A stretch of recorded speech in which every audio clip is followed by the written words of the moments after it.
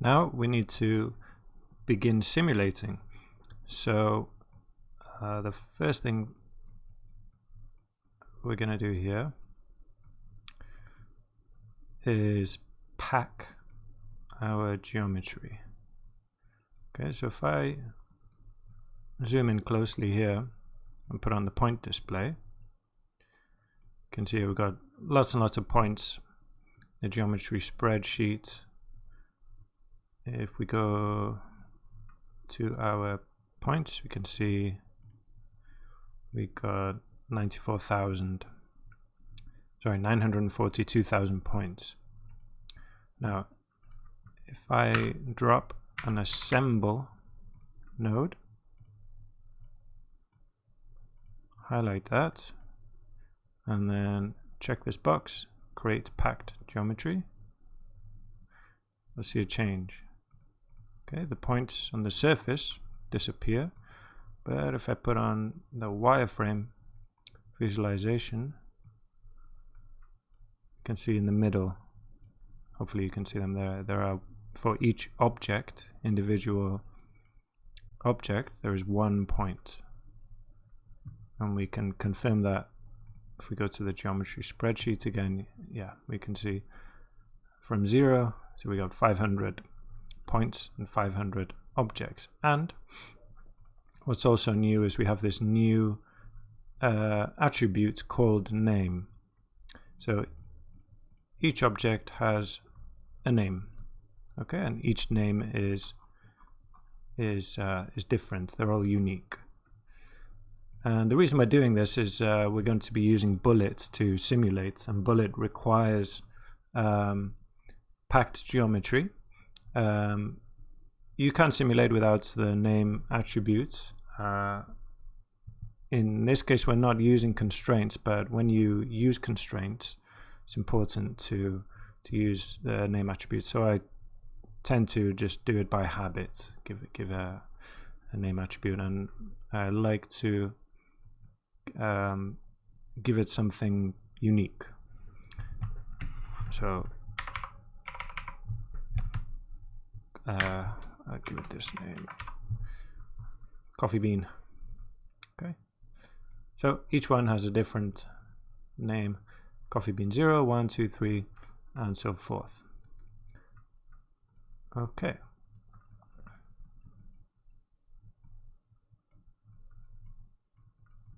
So next, let's dive into a DOP network. So tab DOP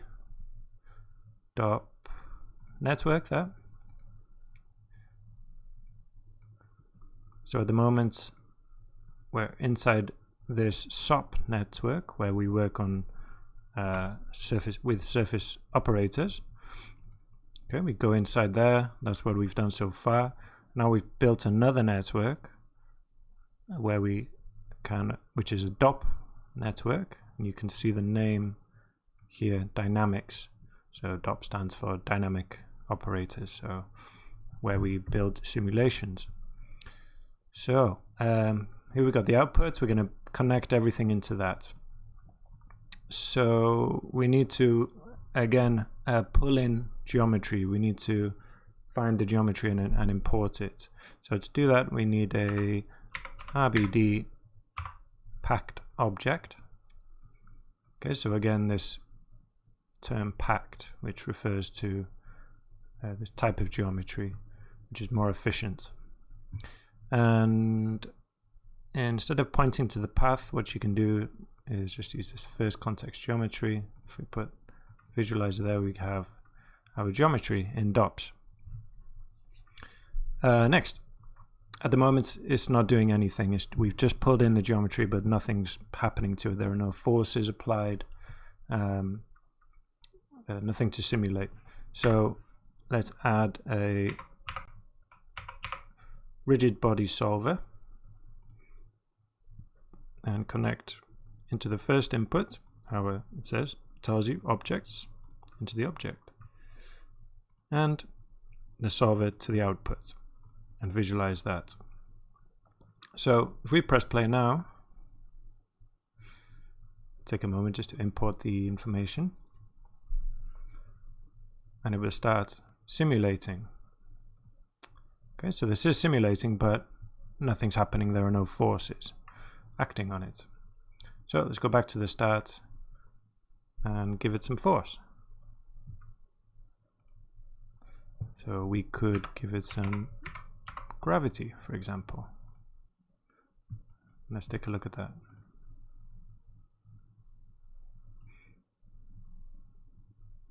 Again, importing the data, and there you can see it's going down. Those yellow lines you can see are visualizations of the point trails, the velocity. Okay, so you can, if you don't have that on, oh no, it's here. Sorry, I created this visualizer for the velocity. You can turn that off if you have one as well. Okay, so they're a very simple but boring simulation. What we could do, just to make it a bit more interesting, is create a ground plane, sorry, merge. And typically in SOPs, the order of these don't matter, but in DOPs it does matter. Basically, just keep the ground plane on the left. You can either do that, so swap them here, or set this to set this to mutual. Otherwise the objects will just pass straight through. And I'll just drop this down very quickly. We're not going to keep the ground plane in our simulation. It's just to show you that, you know, we've got something going on.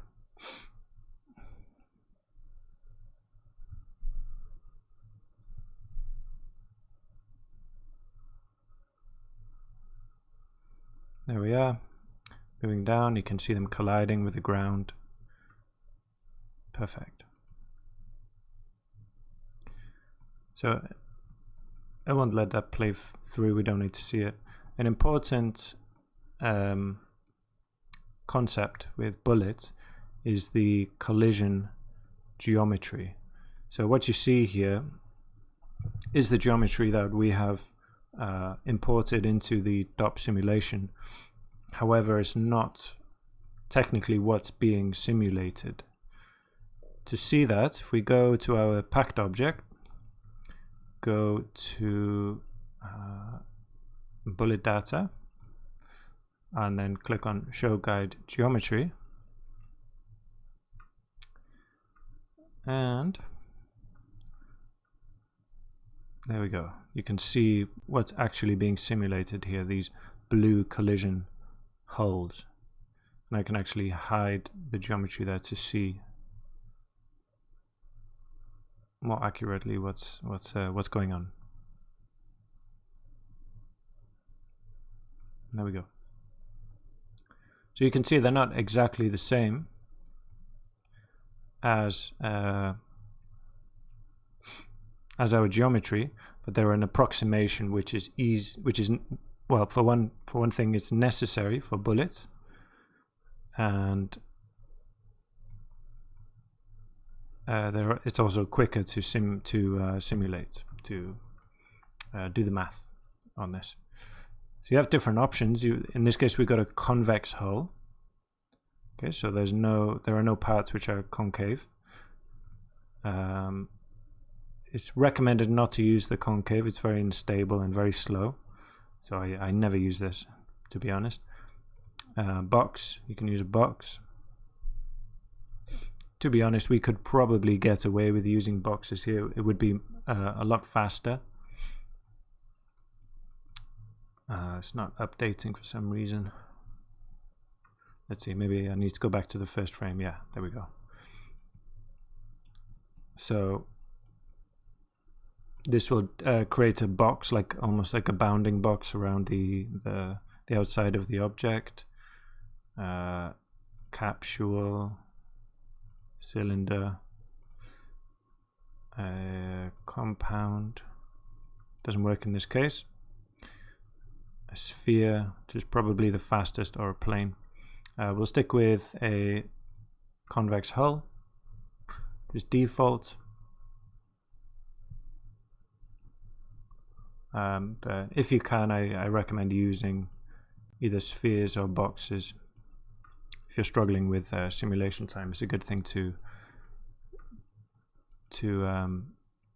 it can help you with your simulation times. Okay, I'm going to turn off that visualization because it runs a lot slower when you're visualizing the collision hull. And delete the ground plane. Okay.